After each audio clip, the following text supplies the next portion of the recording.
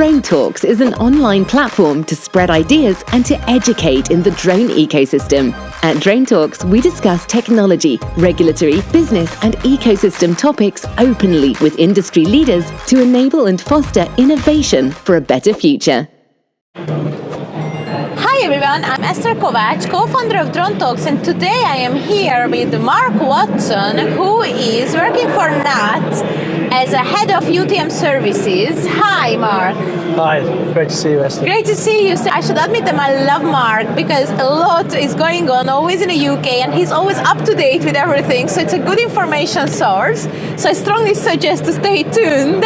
So Mark, what's NATS doing currently? What's new? What is going on? Yes. Yeah, there's been a lot over the last 2 years.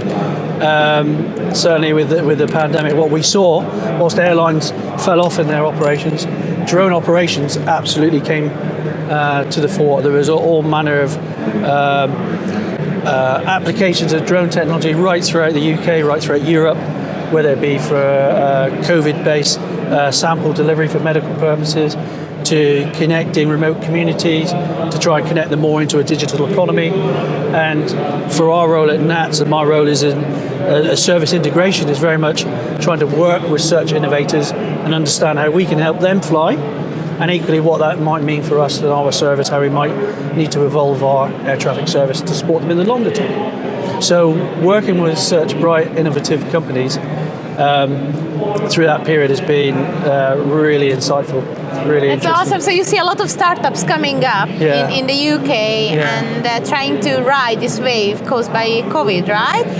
Well, I'd certainly take the opportunity of being able to fly more easily when there was not so much commercial air traffic flying, conventional. So I heard that the UK CAA really innovative nowadays. So they have few programs like the Future Flight program and others. I'm just wondering if you can share a few information about it or highlights. What the UK CAA does currently. Certainly. Just over 2 years ago, the UK CAA established an innovation hub, separate from the main regulatory activities of the CAA, to give them some distance and separation from that function, but to more ably support this emerging industry. A separate government agency, a government department, established the Future Flight program, very much like the European CESAR research program, to develop the wider uncrewed aviation economy with various research and development programs.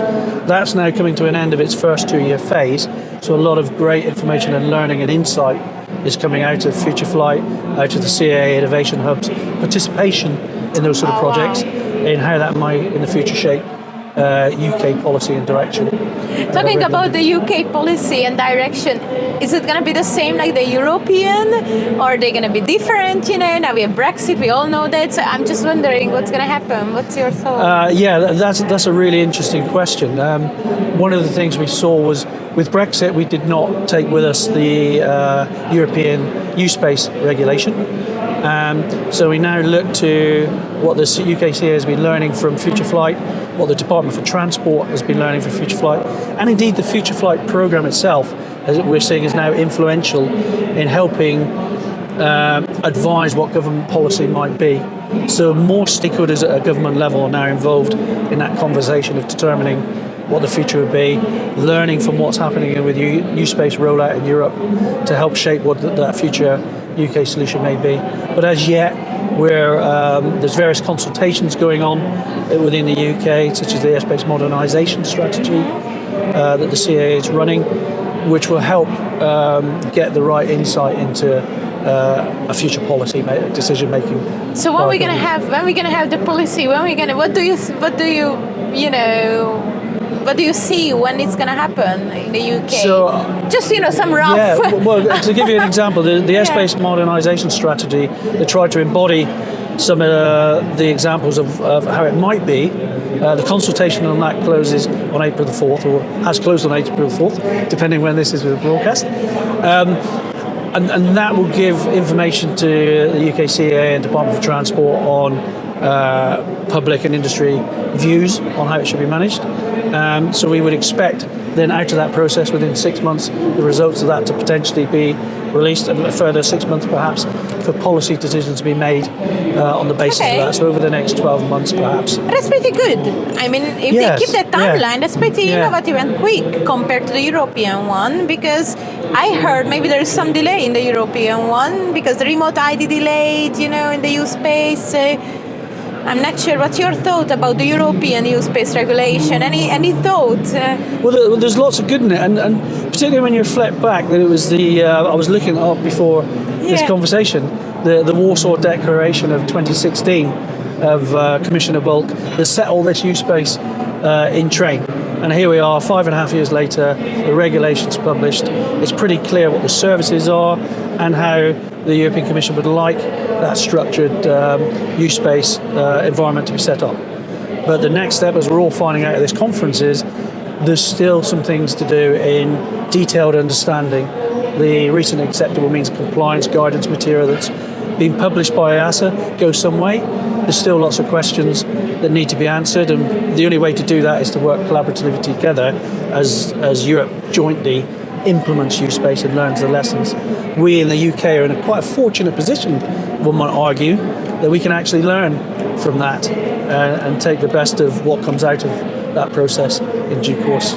I totally feel you, Mark, because what I felt during these 2 years that everyone does their little project, their little, business, and we are still in a bubble somehow during this COVID. So I think we need to be open again, transparent, meet, discuss, and try to find a ways when everyone wins. And I think this is the biggest challenge currently, right? Like, absolutely, between the stakeholders, like how to find a way which is good for everyone, right? Absolutely. And I mean, some reflections on me. This is my first trip out of my little office next to my kitchen in 2.5 years. Same. And it's so brilliant to see so many friends in the industry and continue the conversations that we've been having on Microsoft Teams or Zoom, but actually have the richer conversations that you have when you meet in person to help unpick some of those details and minutiae that are actually the real enablers of progress and get alignment and collaboration. But the other key thing that's happened over that period as well, since U-Space was conceived, is the rapid emergence of eVTOLs, advanced air mobility, and how that might interact with UTM as a concept, U-Space as a concept, and how that should be managed. And what we've observed certainly over this year, and anyone reading social media will see the same, is the fact there's something like at least 10-to-1 investment greater into eVTOL manufacturers than there is in UTM and U-Space. And therefore somebody at some point is going to want payback on all their investment. And so the criticality of getting eVTOLs flying, or the urgency perhaps, is potentially going to outstrip the perceived U-Space demand for connected drone services, one might argue. We all hope so, huh? We had this fantastic announcement in Paris we're going to have by the Olympics, flying taxis. I also heard that the Council of London are really positive about flying taxis, So I hear some good vibe here. Yeah, very much so. And you look at both Joby in the US and Vertical Airspace in the UK, both publishing dates of having certified air vehicles by 2025. So that's not far away to move from where we are today. And if they truly do need that return on investment for their investors, there's a certain conversation to be had about how much can existing ATM enable that value proposition that they're hoping with eVTOLs versus a UTM construct, or with Drone Strategy 2 that the European Commission is pushing today and evolving and involving us all in that conversation. How much should that be contained within a U-Space environment rather than an ATM environment?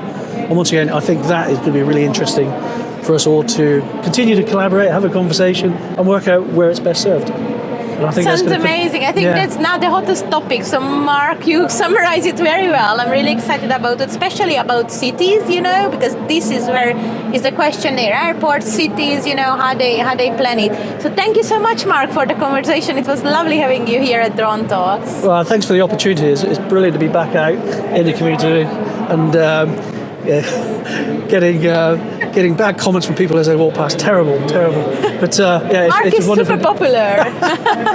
It's wonderful to be just meeting people again and continuing the conversation from years ago and moving this industry forward.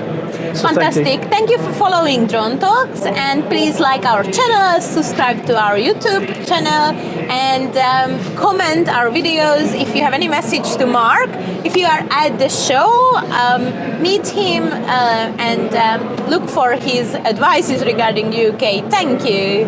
Brought to you by DroneTalks Online, a platform designed to spread ideas and educate in the drone ecosystem.